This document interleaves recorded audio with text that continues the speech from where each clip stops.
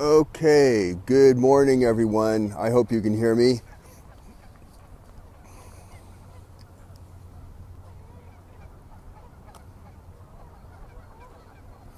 Hey, good morning Therese. Good morning Sarah. Hey Diana. Good morning live viewers. Good morning replay viewers. And oops, stuck my finger in front of the lens. Good morning. Good morning web viewers. I was realizing after last week's show that a lot of you are watching this on the web and I can't, see your comments or get your interaction or see if you're on there. But I know there's a lot of you, so thank you very much for watching on the web. I'm doing this show for you too. This is the Lake Merritt Wild Bird Sanctuary. I've talked about this numerous times on my other personal scopes. And I'm going to be broadcasting today's show live from here today. Unfortunately, I have to keep the show a little bit short today because I have to get to a meeting shortly. But, earlier this year, as you may have, if you've been watching the news, you read that the Malheur Wild Bird Sanctuary in Oregon was occupied by some people, and that whole event is now over. Malheur is 10,000 times larger than this, but we are looking right now at the heart of the Lake Merritt Wild Bird Sanctuary in downtown Oakland, California. It's pretty small. You're seeing actually most of it right here. But it is the oldest wild bird sanctuary in the United States. It was established in 1869, and in 1870, the state of California made this a wildlife refuge. And Lake Merritt goes, I'm just going to pan around a little bit quickly. Hey, Laura, how are you? This is the whole lake. I'm looking east towards the sun, so we're kind of getting blurred out. But the lake goes here, and you can see just across the side. I live just sort of right behind where I'm standing right now, where I'm broadcasting. But these are the core of the sanctuary. Here is 5 man-made islands that are right here. Humans are not allowed on here, but you can see in the upper, I guess the upper right of your screen, the tall tree that looks kind of bare. It's actually, hi Suzanne, thank you for joining. Oh, I saw you a little bit earlier on Teresa's scope. Thank you. Yeah, it's kind of cool out here. But that tree that you can see right in the center is full of cormorants that are just hanging out up in the top of the tree. It's one of their favorite places to go here in the lake. And over to the right here, you can't really see it, but back behind those trees there in kind of the center is the nature center. And I'm going to be doing, cormorants are amazing. I love watching them swim. They don't fly much. They sit around and they spread their wings to dry them, but wow, can they swim? They are like sea otters underwater. Let me turn the camera around, everyone, personally. Okay, here we are. Hello, everyone. Here you can see the view behind me. Okay. So the Lake Merritt Bird Sanctuary, like I said, I've been living in this neighborhood for 14 years, and I love just coming out here and just hanging out with the birds. I walk around the lake. I just watch the birds. I just watch them swim. I watch them fly. I watch them go out feeding. The cormorants, they go out feeding together in like this sort of a pack of birds. Where is this located? This is downtown Oakland, California. You hear Oakland in the news for a lot of other reasons.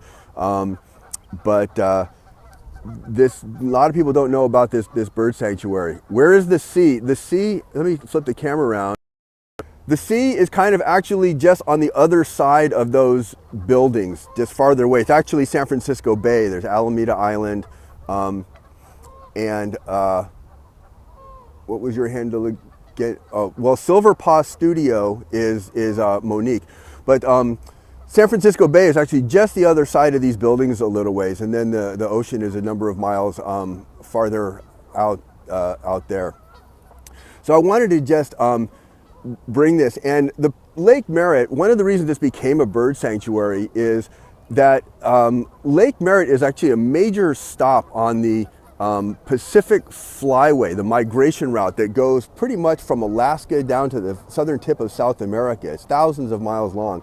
And Lake Merritt is a major stopping point. There have been recorded something like 100 different species of birds either live here or stop by here on their flights. Let me tilt the camera down a little bit. I don't know how well you can see, but there's ducks and grebes and other things just sort of just swimming around, hanging out.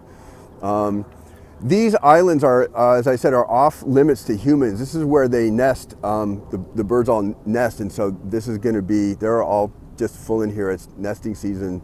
We're going to start seeing lots of little ducklings and fuzzlings and things. Yeah, this is a great way to start today. I just love it here. Just love watching the birds.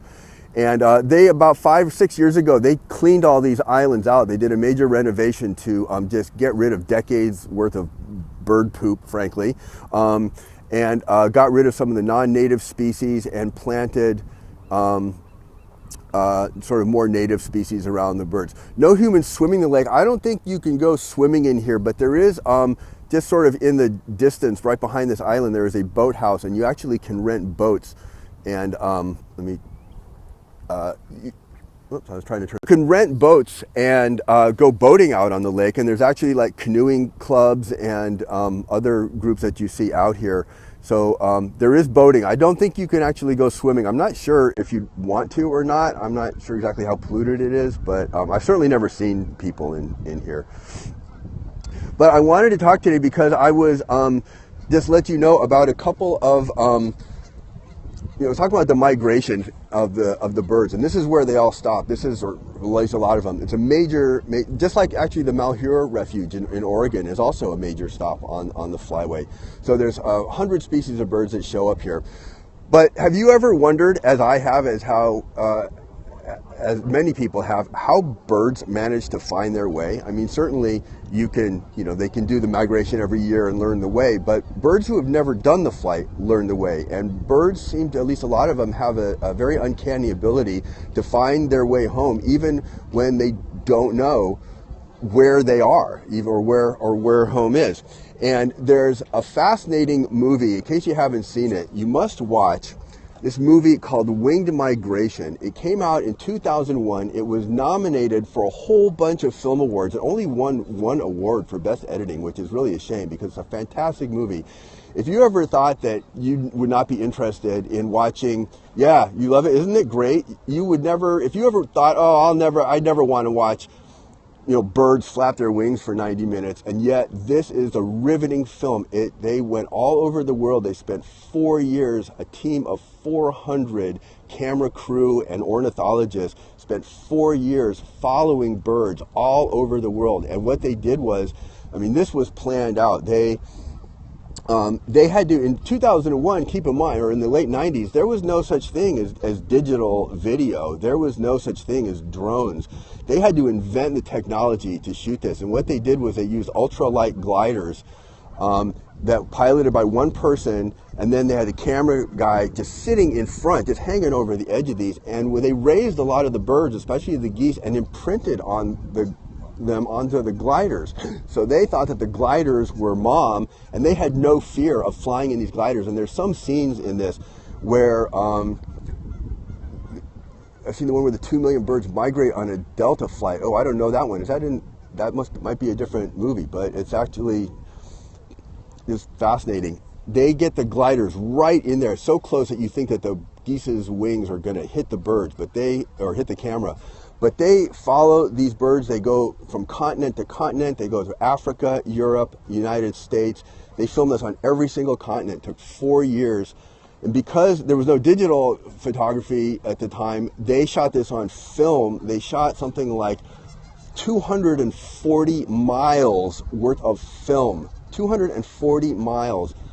Hours, and just hundreds, thousands of hours of film, and distilled it down into 90 minutes of just watching birds fly on their migrations, and they trace them. It's just fascinating. You have 3 parrots, an umbrella cockatoo, quaker, and wow, that's a lot of birds. Birds are fascinating, and you really want to watch this documentary. You can watch it on imdb.com. Yes, it must be a labor of love too. Birds on Film, a Duran Duran cover song. I know Duran Duran. I don't know the song. I'll have to check that out. That's pretty interesting. But this is just a fascinating movie. You just watch birds fly and what they go through. A bird's life is not easy. A bird's life is, there's predators, there's hunters, there's landscapes. They get lost in landscapes. Yeah, I think you meant birds on film or girls on film. I don't know. That's a different scope. Girls on film. Sorry. But they go through industrial areas. They go through cities. It's just, you really just want to watch winged migration and just take a look at this.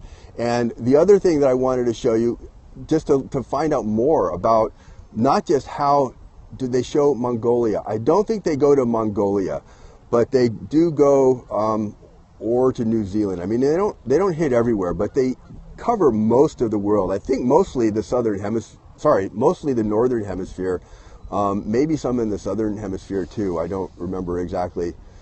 Oh, that's where the 2 million birds fly at once. All right, I will look that up, because I've just gotten really, really fascinated by birds lately. And so watch winged migration, but to learn more about how birds may actually do this, because one of the ways that they think that birds migrate or find their way or just locate things is they think that birds can possibly sense the Earth's magnetic fields, of the global magnetic fields, and that's how they orient themselves, and that's how they find where they are. And they've done experiments that kind of seem to show this, that birds at least have a sensitivity to the world's, the Earth's magnetic hemispheres, or magnetic fields. So, but you can find out a lot more if you really want to pursue it by this other absolutely riveting book that I just read that talks about these magnetic properties and how birds know what they know, and just the amazing intelligence.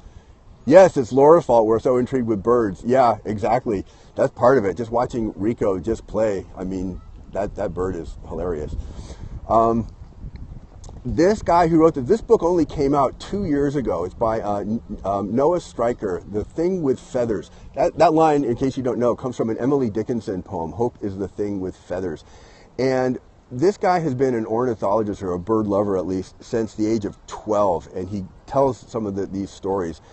And just takes each chapter. It's very interesting because he talks about how do we study birds. Mammals are similar to us. We're mammals, right? And so the way that dogs and cats and elephants and other mammals respond are at least somewhat familiar to us, but not birds. Or at least they work by completely different mechanisms. And he takes chapter by chapter. He looks at the bodies, the mind, and the spirit of birds, and then within each of those parts breaks it down and talks about all kinds of really fascinating things, like starlings. I'm going to flip the camera around and let's just watch some birds some more while I'm talking. So many animals are smarter and more in a lot of ways. That's very true.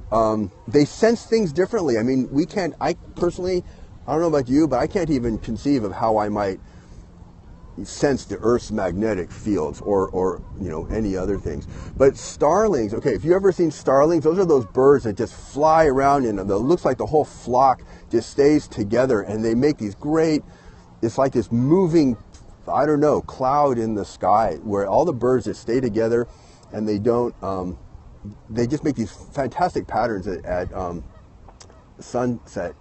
And some guy, they're not really sure how they do it. They must have this sensory perception where they can tell other birds, but some guy who works in computer graphics, yes, a murmuration, that is like a flying carpet, yes. It's, what a word, a murmuration of starlings. That some guy who works in computer graphics was trying to actually model a flight of birds for an animated film, and he just created a very simple sort of mathematical algorithm for figuring out, how to model this motion, and basically just cut him a couple rules. Fly the same average direction as your neighbor, don't crash with your neighbor, and keep the flock together. And by using this computer model, he almost exactly duplicated the flight of one of these flocks of starlings. So somehow, these flocks of birds fly following certain mathematical principles, or seem to, at any rate. And oh, thank you very much. I appreciate that. other things in this bird talking about vultures and like how vultures are able, it turns out that vultures may not actually be able to smell their food. They might have to actually see it. And they have digestive systems. Think about it. Vultures are eating dead things that may have died from disease. They may have been sitting rotting, decaying, and yet vultures don't get sick. Why is that? Well, it's because their digestive systems will kill just about anything. Oh, hello from Paris, France. Nice to see you here. Thank you. And thank you, everybody. I haven't said this yet. Thank you, everyone, for all the hearts and all the shares and everything. We're here at the Lake Merritt Wild Bird Sanctuary in downtown Oakland, California, and talking about the miraculous abilities of birds. And anyhow, I was talking about vultures. Their digestive juices, they will kill absolutely anything, so that immunologists are actually trying to study this to figure out how they do it and see what else they can kill. You basically you can't arsenic poison a vulture, they just kill it. And here's somewhat disgusting but fairly interesting fact is that vulture poop is actually sterile, and when vultures poop, it runs down their legs and claws and sterilizes their claws, so which they've been digging. Their vomit will peel paint off a car. I can believe that after what I've read. But their poop is sterile, and they've got their claws in these dead animals, and getting germs and all kinds of stuff all over them. So when they poop, it runs down their legs and sterilizes their claws. I know it's kind of disgusting, but what a fantastic survival strategy. I mean, seriously. So anyhow, this book, I'm trying to turn the camera on here. There's a bird. Why? All right, there we go. Anyhow, this book goes into a great deal about vultures, about pigeons, their ability to find their way home. Magpies, one of the few animals in the world that can actually recognize its own reflection in a mirror and know that it's looking at itself. And for those of you who saw my scope the other day, something about parrots, what is it that, we'll do a little quick quiz here, what is it that parrots, people, and elephants all have in common? I know some of you noticed this, but there's something, a very unusual thing that parrots, people, and elephants all have in common. Yes, a lot of info in poop. Skin, okay, well, yeah, skin. Okay, good answer, Sarah, good answer. No, that's not the one I was looking for.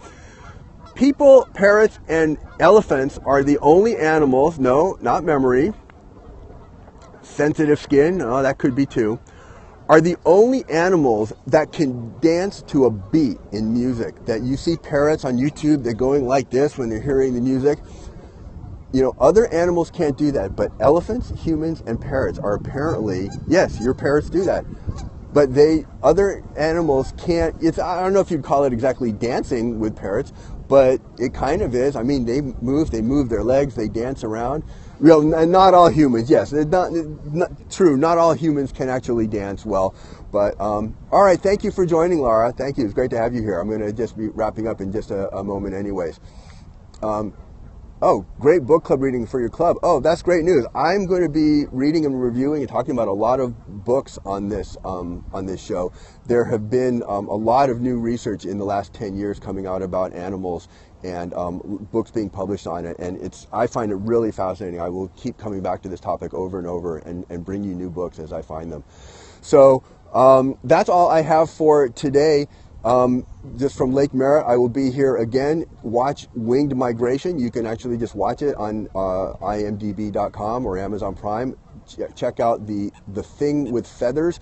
You can get the links to all these and more information, and I actually kind of wrote up my reviews of the book and the movie on my show notes for this show.